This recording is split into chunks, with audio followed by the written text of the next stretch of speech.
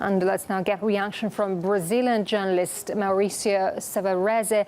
Mauricio, thank you very much for joining us now at RT. Obviously, what we're seeing now, that the latest events that surround Edward Snowden's case, of course, have united the Latin American governments. From your point of view, is it likely to last? I would say it's a little more complex than that, because some countries which are very close allies to Mr. Morales, they are surely very vocal now, but many others have kept silent this morning. That's the case for Chile, that's the case for Colombia, that's the case for Brazil, which is the biggest country in the region. So I would say that the countries which are more closer to Mr. Morales, like Argentina, Venezuela, Nicaragua, they're going to push forward the agenda for criticism on the decisions against Mr. Morales. But other powers in South America are going to be a little more patient to get all the data and see how they are going to act diplomatically.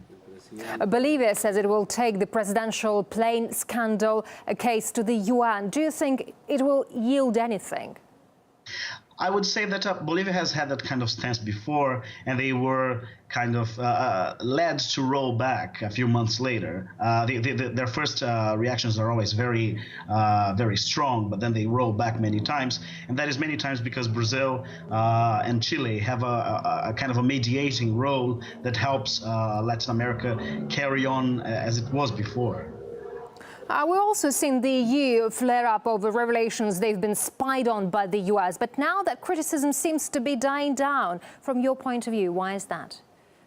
I would say Latin America takes a different, is very split when it comes to the U.S. Many countries are very critical, just like Bolivia, Venezuela, Nicaragua, Ecuador. And other countries tend to negotiate more with the U.S. That's the case for Chile, for example.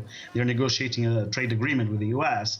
And Brazil's President Dilma Rousseff has had close contacts with President Barack Obama, and that includes state visits to the U.S. So I would say that the posture of Latin America towards the U.S. might be of some criticism now on the microphones, but behind the scenes it's going to be a little more split than it seems. Which South American country, from your point of view, most likely to grant Snowden asylum, if any? If any, I would say that would be the case for Bolivia. The reason is basically Morales doesn't have much to lose. He doesn't have any trade agreements to negotiate with Europe or with the U.S.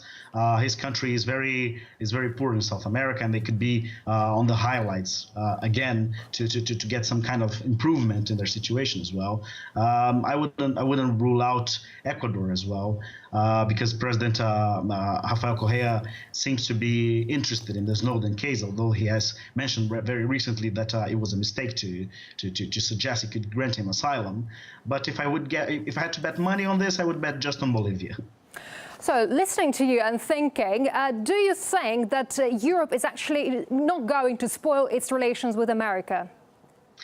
I would say not. I would say not. Just the fact that these countries allegedly didn't give any chance for Morales to fly over their territories.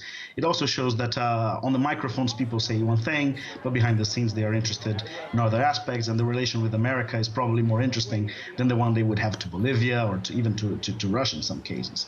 I would say that in Latin America's case, Mercosur, which is the biggest bloc in the region, is negotiating also a trade agreement with Europe, with the European Union.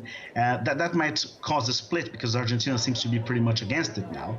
But as the time goes by and other aspects are analyzed, maybe it will be the time for people to sit on the table and discuss the issues in a more pragmatic manner. All right. Brazilian journalist Mauricio Severese.